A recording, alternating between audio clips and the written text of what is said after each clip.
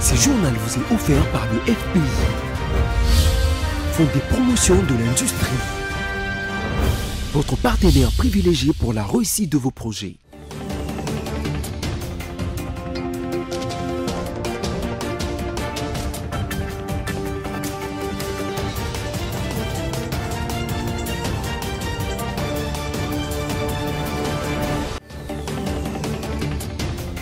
C'est l'heure du journal, mesdames, messieurs, bienvenue à tous. Voici le sommaire.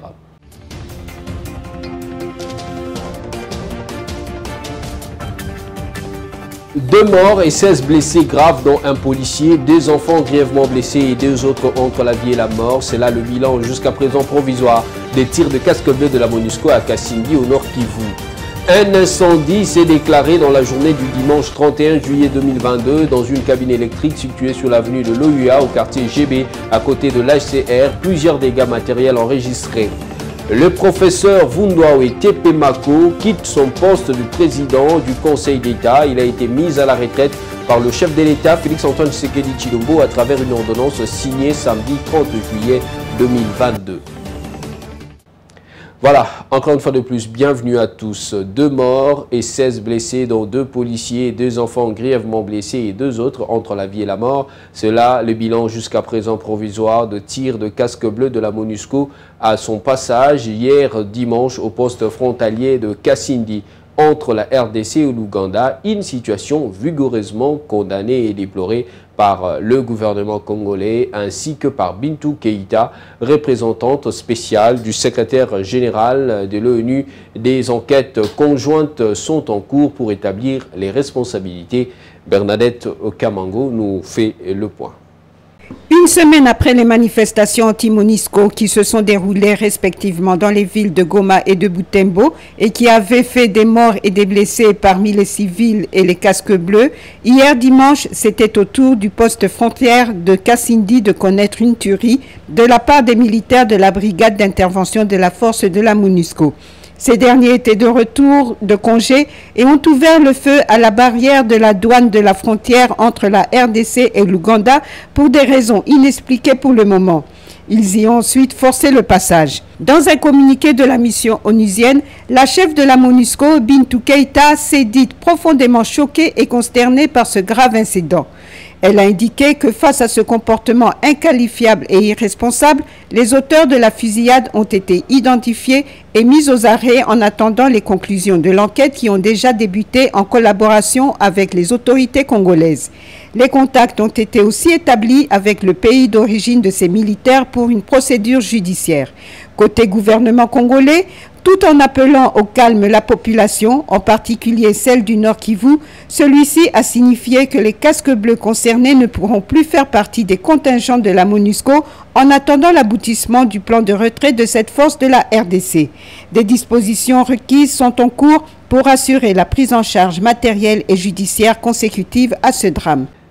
Et toujours dans le même ordre d'idées, quelques manifestations anti-MONUSCO ont eu lieu ce lundi 1er août dans les rues de Beni où les jeunes ont pris d'assaut les avenues pour manifester leur mécontentement face à cet incident survenu hier dimanche à Kassindi devant une barrière qui fait frontière avec l'Ouganda. Pour disperser ces manifestants, la police et l'armée ont dû tirer de tirs de sommation pour éloigner les manifestants qui s'approchaient d'une base de la mission des Nations Unies en République démocratique du Congo. L'incident malheureux de casque bleu de la MONUSCO continue de susciter de réactions sur la toile. Plusieurs autorités, aussi bien nationales qu'internationales, digèrent mal cet acte et condamnent fermement cette action. Récit avec Feza Clémence. Tout est parti de cette vidéo devenue virale sur les réseaux sociaux où l'on voit de casques bleus de la MONUSCO ouvrir les feux sur un groupe de personnes au poste frontalier de Kassindi à Beni le dimanche 31 juillet.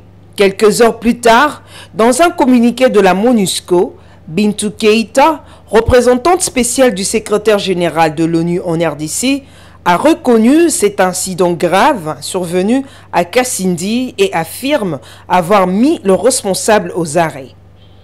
Des réactions fusent de partout sur la toile, Dans son message posté sur la page Twitter, le président du Burundi, Evariste Ndayishimiye, condamne fermement cet incident malheureux ayant impliqué des éléments de la mission onusienne en RDC. Il s'est dit consterné et affirme suivre de près la situation tout en adressant ses condoléances aux Congolais. L'ambassadeur de l'Union européenne auprès de la RDC, Jean-Marc Châtaignier, sur sa page Twitter aussi, a écrit « Les sanctions fortes et immédiates doivent être prises contre les responsables de tels actes qui trahissent l'idéal de l'ONU ». De son côté, le docteur Denis Mukwege s'est dit consterné par cet acte de barbarie. Par contre, Martin Fayulu, président de l'ECID, appelle le secrétaire général Antonio Guterres de venir en personne pour se rendre compte de la situation en RDC. Cet incident malheureux est le énième acte que déplore chaque jour la population congolaise à l'égard de casques bleus de la MONUSCO. On compte jusqu'ici 2 morts et plusieurs blessés graves lors de cette attaque qui a eu lieu le dimanche 31 juillet à l'est de la RDC. Sincères condoléances aux familles éprouvées. Restons toujours dans le même contexte pour évoluer. Après cet incident survenu dimanche 31 juillet au poste frontalier de Kassindi à l'est de la RDC, faisant 2 morts et plusieurs blessés graves suite au coup de feu de militaires de la MONUSCO, les politologues Christian Moleka estiment que cela constitue l'aggravation de la méfiance née dans les chefs d'une frange de la population congolaise vis-à-vis de cette mission onusienne. On l'écoute joint au téléphone par Feza Clémence. Une façon de se maintenir, je ne pense pas, mais je crois que c'est une crispation des contingents. C'est la preuve qu'il n'y a plus de lisibilité en termes d'action pour les contingents de la MONUSCO et que face à cette absence de lisibilité de ce qui doit être fait, on va assister à des crispations et à des tensions comme ça de manière permanente entre les contingents et l'opinion nationale exprimée dans ces diverses ramifications. C'est vraiment l'expression de cette manque de confiance, d'un ras-le-bol d'un côté et une crispation de l'autre qui peut, peut traduire cet agacement contrôler des éléments des casques bleus, mais également ces sentiments des contingents locaux, ces sentiments de nous sommes là et nous comptons rester, qui s'expriment de manière assez agressive pour dire que voilà, nous sommes là. Mais en tout état de cause, cette posture traduit de chaque côté cette absence de lisibilité, cette volatilité de la situation portée par les dernières crispations des événements à Goma, à Butembo et à Beni.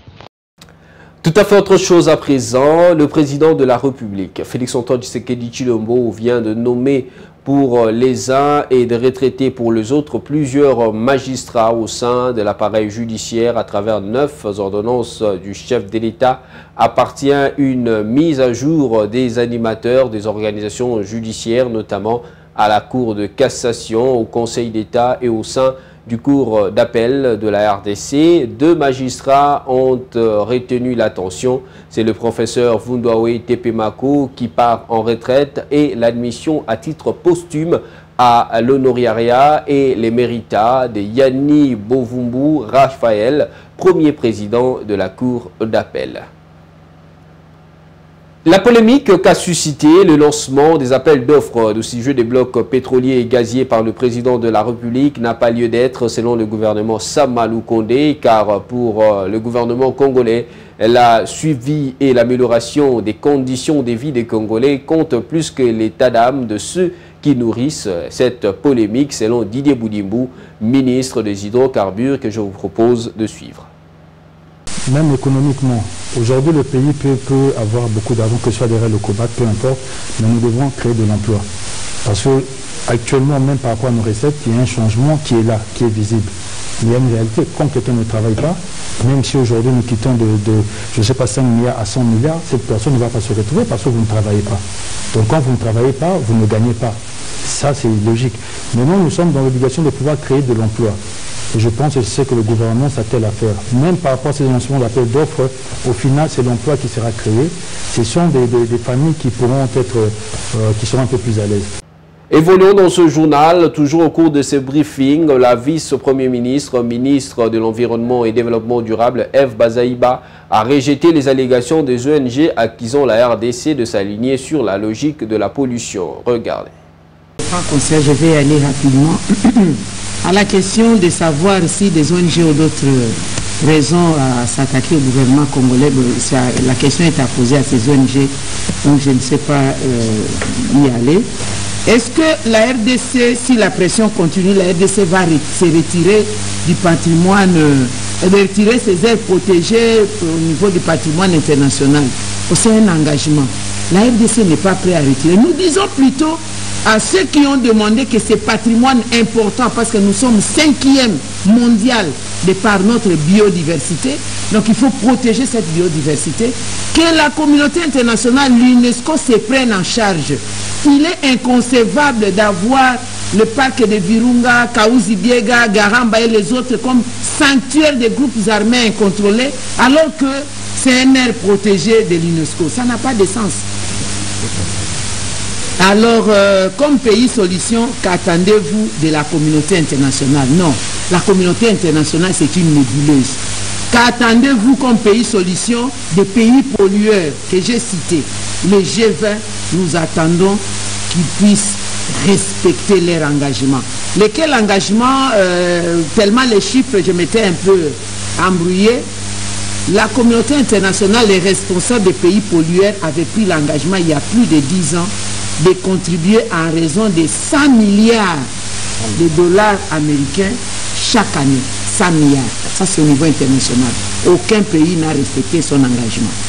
Voilà, c'est sous le financement du gouvernement congolais que le travaux d'agrandissement de l'aéroport national de Bunia, nous sommes dans la province de l'Ituri, marche au pas des géants. Cependant, le caucus des parlementaires de cette province plaide pour l'indemnisation des habitants qui ont envahi les alentours de l'aéroport. Déclaration faite à l'issue de la visite de nombreux chantiers en pleine construction dans cette ville. Suivez.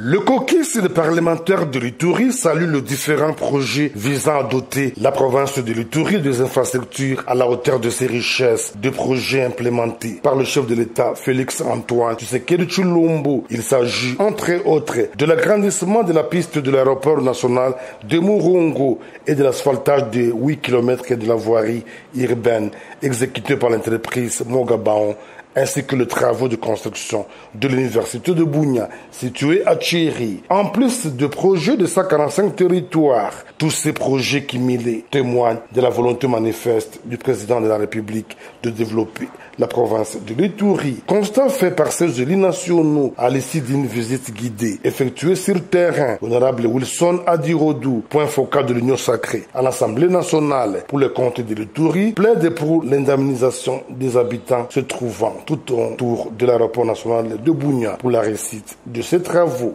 D'abord, nous remercions le président de la République de cette volonté politique manifestée à l'endroit de la population de l'Ituri. Les problèmes que nous avons rencontrés sur le terrain, effectivement, comme partout ailleurs, nous avons constaté qu'une partie du terrain où on va prolonger la piste est occupée par la population. Nous avons consulté la population est d'accord pour quitter le milieu. Même les biens privés se retrouvent sur un domaine public de l'État. En tout cas, on doit indemniser cette population. Même impression exprimée par le député national Raymond Tchediapataï.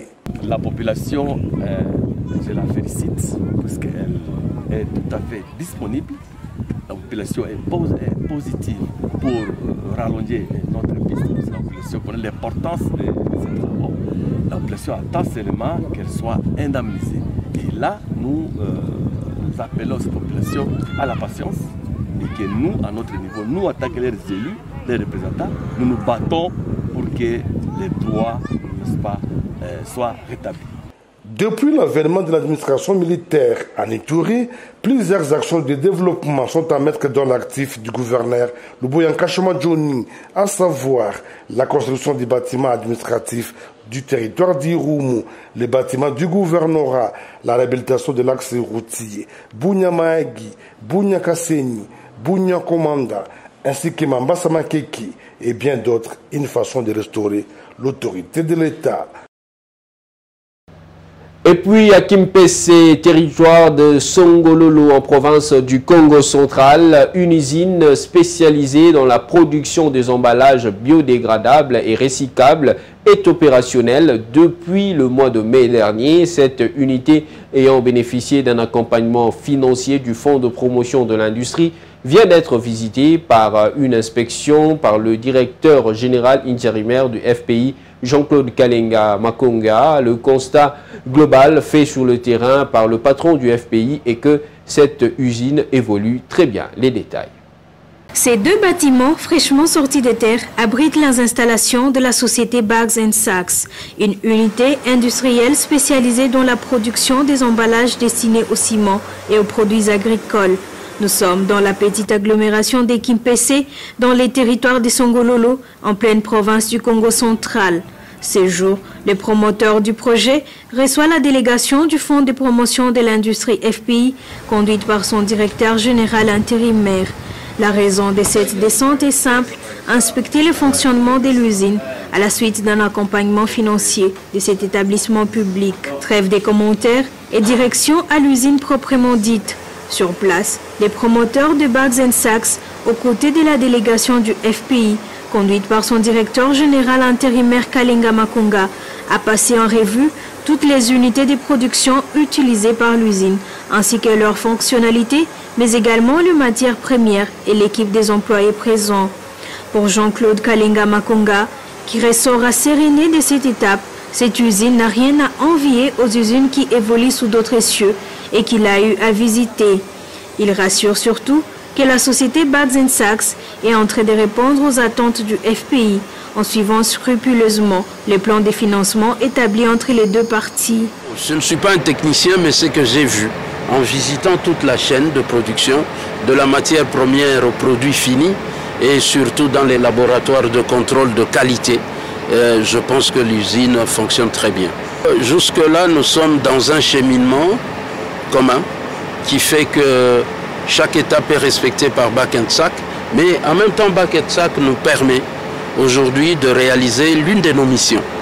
C'est-à-dire le FPI a pour mission de promouvoir l'industrie locale pour essayer de réduire tant soit peu les importations extérieures et créer surtout l'intégration industrielle. L'intégration industrielle, nous avons sur place ici, il produit les sacs et tout autour, il y a les entreprises qui sont demanderesses de cette production. Et nous voulons aussi que cette production s'étende et qu'aspirent aussi les autres demandeurs locaux qui sont dans le pays et aillent même au-delà de la seule province du Congo central. Il y a des provinces minières comme celle de l'ancien Haut-Katanga qui attendent. La vision du chef de l'État, être dans le concret, et nous sommes en train de produire et production locale. Nous comptons sur notre gouvernement, tel que l'avait annoncé le ministre de l'Industrie, Julien Paluku. Il va voir le gouvernement et le Premier ministre verra aussi le chef de l'État, Félix-Antoine Tshisekedi Tshilombo, qui, ça, c'est sa vision. À l'occasion de la commémoration de la journée nationale dédiée aux parents et aux morts, ce 1er août, quelques Kinois se sont rendus au cimetière de la Gombe comme dans d'autres cimetières de Kinshasa pour se recueillir devant leurs proches et les entretenir. Ce lundi, les personnes venues entretenir le tombe de leurs se sont exprimées au micro de nos reporters. Le cimetière de la Gombe a connu un engouement ce lundi 1er août. L'ambiance y a été et les rendez-vous a été respectés par les membres de famille qui se sont rendus sur les lieux pour rendre un dernier hommage à leurs proches, pour se recueillir et se souvenir de leurs êtres chers décédés. Étant sur place pour la circonstance, quelques Kinois ont réagi. C'est une journée pour le parent, mort ou vivant. Alors, notre papa est décédé. depuis 95 pardon. Et c'est pour cela qu'on est venu pour rendre visite. Papa Faki, ça tombe salité, je sais quoi, to sambeli si to poser fleur to bimi. Nangai na yaki pana kotala lelita ya tata na ya mama nangai. Lelo na moni eloko moko étrange, na moni ordre, na moni pe batu bazo sukolati lelo. Il s'y est dénoté, hormis les personnes présentes au cimetière de Lagombe pour se recueillir et rendre un dernier hommage à leurs proches, les vendeurs de fortune venus proposer des produits liés à la circonstance comme bouquets de fleurs, vin de palme et quelques petits matériels pouvant servir à l'ornement ont également envahi les cimetières. Vous l'avez suivi au sommaire, un incendie s'est déclaré dans la journée du dimanche 31 juillet 2022 dans une cabine électrique située sur la chaussée OUA au quartier GB à côté du bureau de l'HCR. Selon des témoins, ce sont des câbles déjà défaillants qui seraient à l'origine de ce feu qui prive beaucoup des ménages d'électricité sur des images de Orly Gaz et le son de Idriss Kalumbo. Suivez. Les habitants du quartier GB sur la route de la chaussée OUA à hauteur de Prokokine et voisins du Haut Commissariat pour le réfugié ont vu leur cabine électrique prendre feu dans la journée du dimanche aux environs de 10 heures. À l'origine de cet incendie, des câbles électriques déjà usés ont pris feu, touchant un lot de palettes en bois qui a déclenché un gros incendie allant jusqu'à calciner la cabine électrique érigée en ces lieux.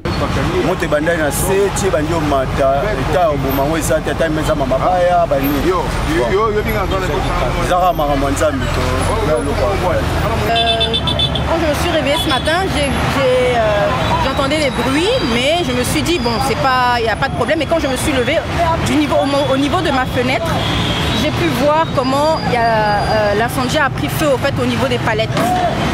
Parce qu'au fait, il y a des palettes qui étaient juste entassées au niveau de la rue, et ce sont ces palettes qui ont pris feu, justement.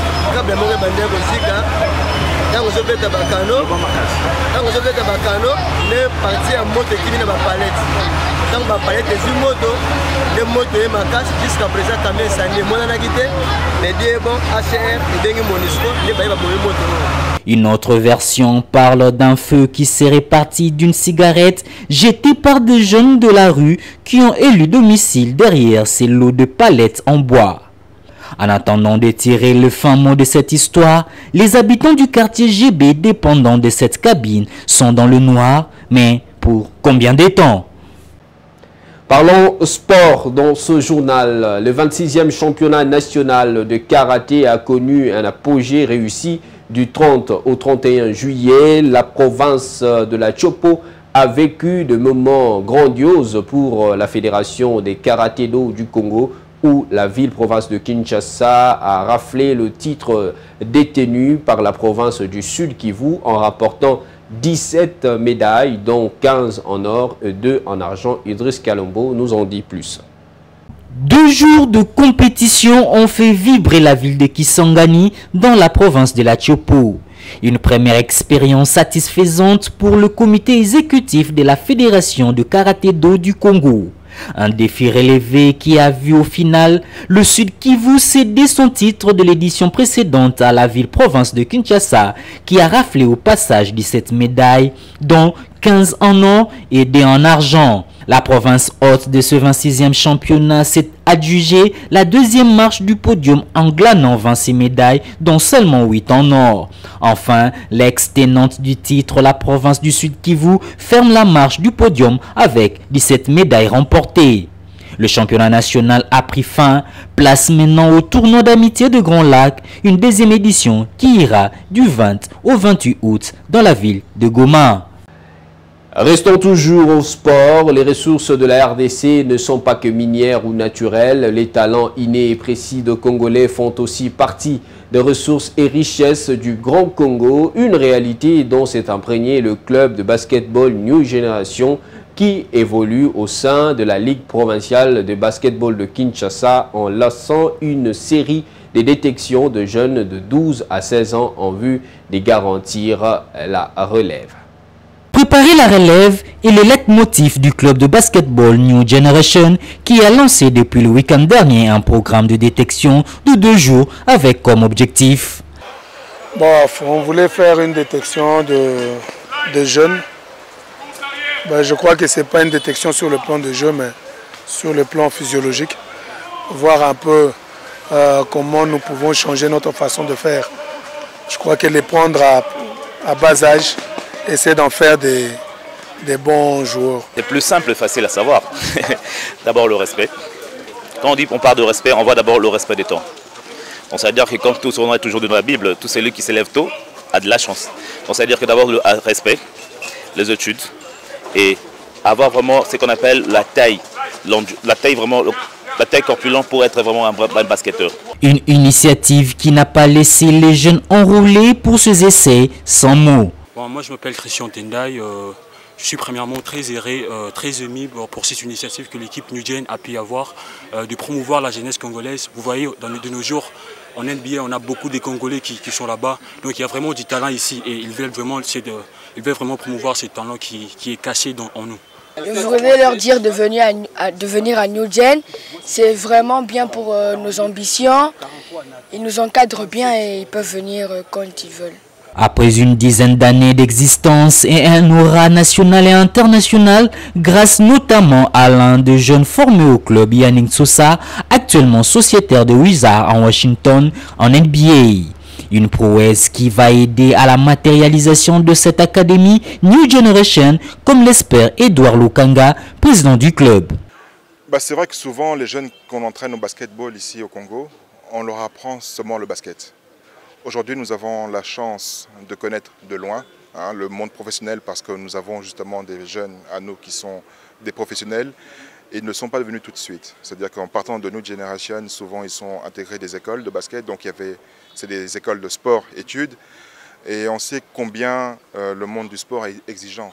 Donc il n'y a pas seulement l'aspect sportif, le basketball, il y a aussi un aspect, on va dire, formation de manière générale et éducation. Donc, voilà, mesdames, messieurs, ne nous quittez pas. Place à la revue de presse.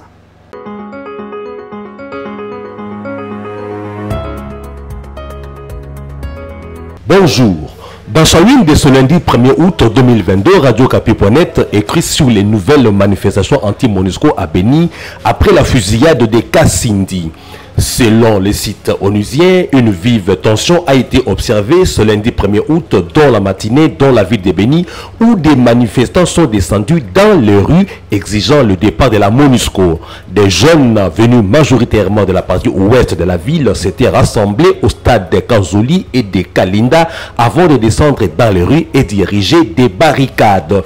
De son côté, l'agence congolaise de presse, sous son titre « Manifestation anti-MONUSCO dans l'Est de la RDC », l'ONU dit tirer les leçons, a relayé les propos de Jean-Pierre Delacroix, le secrétaire général adjoint des Nations Unies en charge des opérations de maintien de la paix, qui a été reçu samedi 30 juillet par le président du Sénat, Modeste Bahati Lukwebo. Nous sommes convenus qu'il fallait tirer les leçons de ces incidents graves parce qu'il fallait serrer les coudes, nous mobiliser conjointement et le rôle du Parlement est essentiel à cet égard. Nous devons être honnêtes sur nos forces et nos faiblesses, nos réussites communes car il y en a, mais aussi les efforts que chacun doit faire de son côté pour mieux travailler ensemble, a déclaré Jean-Pierre Delacroix, tel que rapporté par acpcongo.com. Terminons ces survols des médias en ligne avec ces titres de mediacongo.net. Antonio Guterres, consterné par la fusillade des Kassindi. Outre cette consternation, le secrétaire général souligne avec la plus grande fermeté la nécessité d'établir la responsabilité de ces événements. Il soutient la décision de sa représentante spéciale en République démocratique du Congo de la mise en détention du personnel militaire mis en cause dans cet incident et l'ouverture immédiate d'une enquête, rapporte mediacongo.net tel qu'indiqué dans le communiqué signé Farhan Haq, porte-parole adjoint du secrétaire général de l'ONU. Portez-vous bien chez vous et merci mesdames, mesdemoiselles et messieurs d'avoir apprécié notre revue de presse.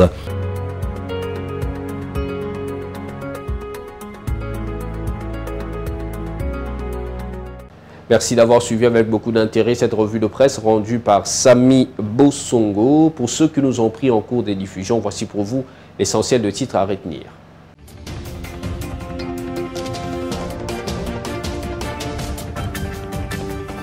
2 morts et 16 blessés graves, dont un policier, 2 enfants grièvement blessés et 2 autres entre la vie et la mort. C'est là le bilan jusqu'à présent provisoire des tirs de casque bleu de la MONUSCO à Kasindi au Nord Kivu.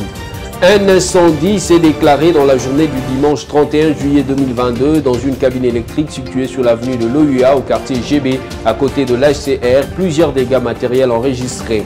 Le professeur Vundwawe Tepemako quitte son poste de président du Conseil d'État. Il a été mis à la retraite par le chef de l'État, Félix-Antoine Tshisekedi Tshilombo, à travers une ordonnance signée samedi 30 juillet 2022. Et voilà qui met fin à ce journal. Merci de nous avoir suivis. Restez fidèles au programme de BSC TV et surtout, bonne fête de parents à tous les parents de la RDC.